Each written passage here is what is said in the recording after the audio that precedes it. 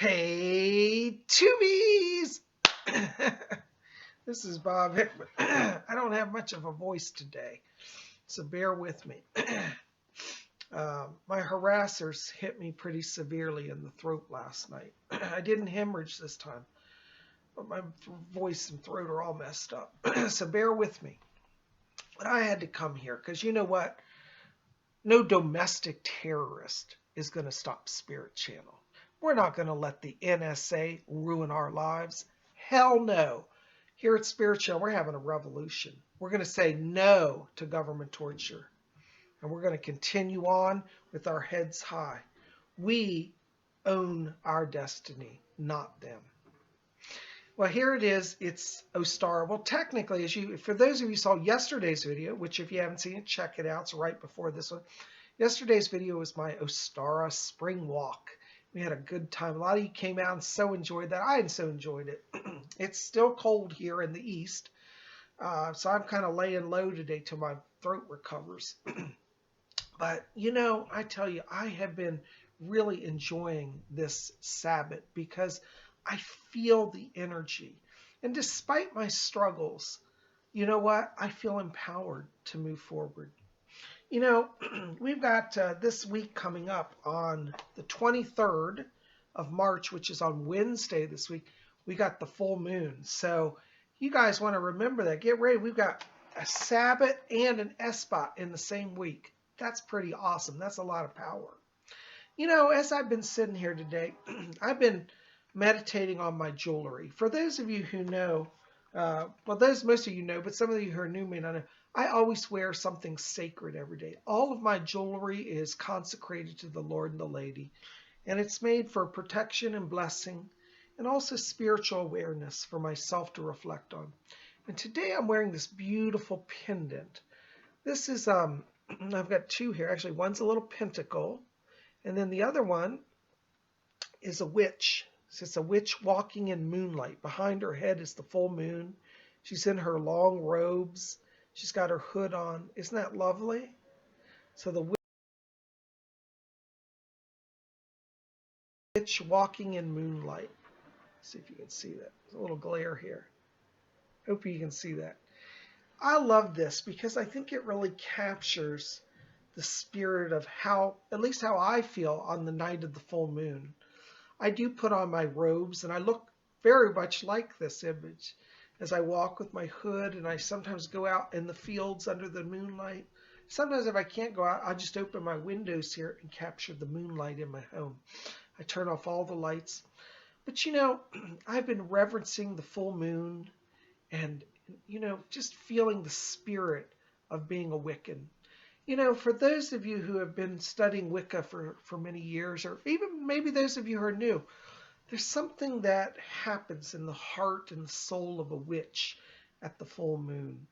And, I've been meditating on that. And what's really cool is I just recently acquired a new book. Well, it's actually a vintage book, but I just bought it. It's called Spirit of the Witch, and it's by Raven Gramassi. And I wanted just to come here and read a little bit of the introduction to you because I think it's really awesome, his thoughts, and I really resonate with them. And I thought maybe you might enjoy reflecting on the mystery of the full moon. It's so much part of our spiritual tradition. So I'm going to read some of the introduction here. This is from Spirit of the Witch. He says, I wrote this book to convey a sense of what is most noble and beautiful in the spirit of the witch. In doing so, I realize that it is difficult to convey in words what is best embraced by direct experience. For there is no better way to truly learn about someone than to spend some time together. Several years ago, I was a weekend guest at a festival gathering of witches and other earth religion practitioners. Like most of these gatherings, the event was held in a natural setting of trees and forest meadows, removed from the busy hum and buzz of city life. It was a chance to remember and acknowledge the simple and precious gift of life itself.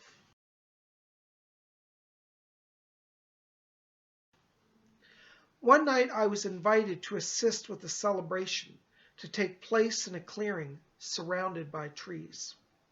The only source of light was the full moon, filtered softly through the overhead branches of old oak trees. I stood outside a ritual circle of stones marked out upon the ground, and I waited.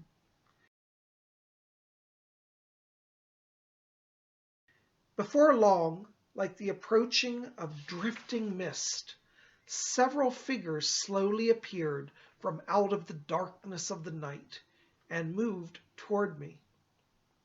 At first there were just a few figures, and then gradually a procession quietly streamed out into the moonlight. The witches were coming to venerate the old gods of their ancient ancestors.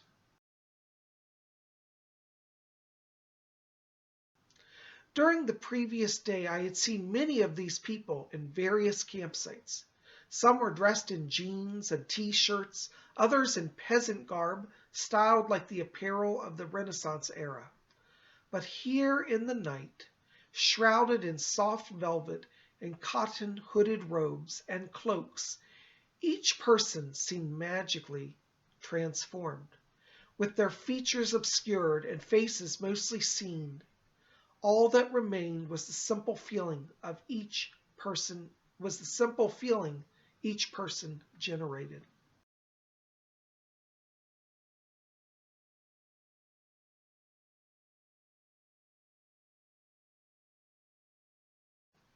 During the ritual, each person moved and spoke with the reverence and stateliness that bespoke of the inner spirit of the witch. These were people from different places, age groups, races, and social economic backgrounds, all united in the veneration of nature. Their personal differences gave way to the harmony of their commonality, which united everyone there in the circle beneath the moon.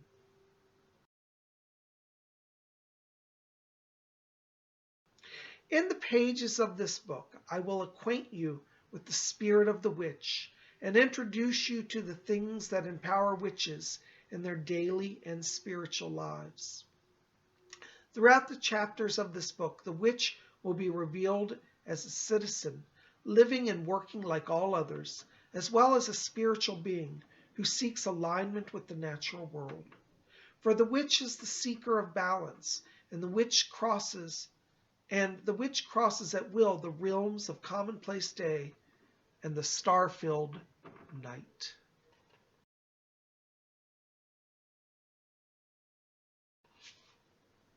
Isn't that beautiful? And it goes on. There's even more. This is just the first 2 pages. I'm telling you, this was a good buy. You know, if you want to get a copy of this, you might want to pop over. I think they might have it at rarewiccaspells.com. Go over and check it out over there. See if Lady Angela has it. I bought this at a local shop, so I didn't buy it from her. Sorry, Lady Angela. It was a impulse purchase. But I do love Rare Wicca Spells, and I think they do carry it. So you might want to check it out. But, you know, I wanted to come here and just share that moment because, you know, with the full moon coming this Wednesday, you know, I've been studying my beautiful pendant and reflecting on that mystery. There really is something about wearing the robes of the witch that helps you to align with that energy. You know, last week I did a video called Ritual Attire, Wiccan, I think it was Wiccan Attire for Rituals. Anyways, it's in the queue. Go back last week, you'll find it. And I talked about the mystery of the clothing and the robes. And I think now with the full moon coming, it's a wonderful time for us to really embrace this path, or embrace this tradition. I can tell you in my own journey, I'll never forget the very first night that I cast a circle under the full moon. I lived in an apartment then, a different home, And I had an east-facing apartment that had a whole wall with a giant open glass window, massive floor to ceiling. And I opened my blinds, and I'll never forget watching the moon rise over the horizon, big and full, so massive. And silver light just flooded me. And I had all the lights off, and I had a silver chalice sitting on the ground in my athame. I didn't have a full altar then, so I did a little altar on the ground of the living room floor. But I remember sitting there and seeing how the silver glinted in the moonlight. I've never forgotten it, and it was my very first time experiencing that. And so when I read Raven Gramasi's account of gathering under that moon, I really relate to it. I really do. And I just want to share the thought with you today. I think it's nice for us sometimes just to pause and reflect back. What brought you to the craft? You know, Many of us, and I think even myself, I'm guilty of, we get into kind of a routine. We get to the point sometimes, I hope we don't make it a regular, but I've done it too, where it's like, oh, it's full moon, do the ritual. And we find ourselves going through the motions. And I think it's so important that we just stop and remember what drew you to Wicca. I think almost everybody here that does Wicca, at least, remembers when you first read a book or had your first encounter with a Wiccan or even going to a circle. And there was something magical, some power that you sensed. Let's recapture that. With Ostara here now and the new moon or the full moon, we've got double dose of power. So it's a wonderful time to recommit ourselves to this wonderful path. I invite all of you to reflect on these things. And if you haven't studied Wicca, maybe you might want to pick up a book. Pick up Spirit of the Witch. It's a beautiful book. It's not a spell book. He makes a point later on here about that it's not about spells, it's about spirituality. So, not that there's anything wrong with magic, but as he says in this book, he said that he had met with several Wiccan authors, and many of them said, there's so many spell books, but what about the true mysteries? And so I think he captures that in this book. I just started it, but I can feel that it's right where it's going with it. Anyway, so I want you today to think about what was your first mystical and magical experience. Maybe you haven't had one yet. That's okay. Maybe you want to read some books. Wicca does not proselytize. I'm not here to convert you to Wicca if you're not Wiccan. But I'll tell you, most Wiccans have such a joy about their experience that it just bubbles over. As I said to somebody, I said, Wicca isn't a religion like a Sunday religion. We don't go cast a circle every Sunday. We live in harmony with the nature, with the moon, the sun, the stars, the earth. And every day we find mystery and magic. For many of us, our spirituality becomes so ingrained, it flows over into our lives. Like, for example, my tapestry back here. You see, I just so love the pentacle that I had to have it in my home. So I got this beautiful tapestry that I put on the wall. Again, it's an expression of my faith. I wear my jewelry every day that has sacred imagery in it to remind me of the power and the mystery of the craft. There's real joy in this path. The wonderful thing is it doesn't demand that you follow rigid rules. It is not thou shalt.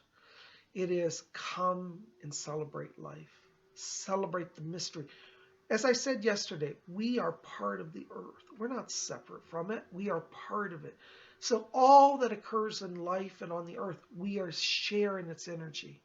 And we can contribute to that energy. And hopefully when we do our magic, or when we do our rituals, we raise power that then nurtures and blesses all the earth. Well, guys, just want to share the thoughts with you today. I hope you'll check out this book and, stop over to rarewiccaspells.com. I think you'll love it. Lady Angela's there. And by the way, if you want to join a Wiccan order, you can also join the Order of the Purple Cord. I'll put links below for all that. But you can also contact Lady Angela at Rare Wicca Spells or me at my website, and we'll get you in. And there's no cost to join. But go to my website and read about it. It has a whole section on the front page there. Okay? Anyways, thanks for being here. Keep it here. Tomorrow we've got messages from the spirit world. You don't want to miss it. Blessings to you. Happy Ostara and happy full moon. At least coming. We're a little early on the moon, but it'll be Wednesday.